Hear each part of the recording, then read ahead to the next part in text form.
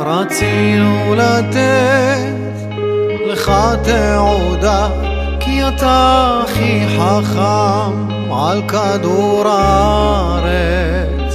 נכון להיום אתה פשוט חידוש עצום, אז תבוא לטקס ביום שני ב7 בערב ותתלבש יפה.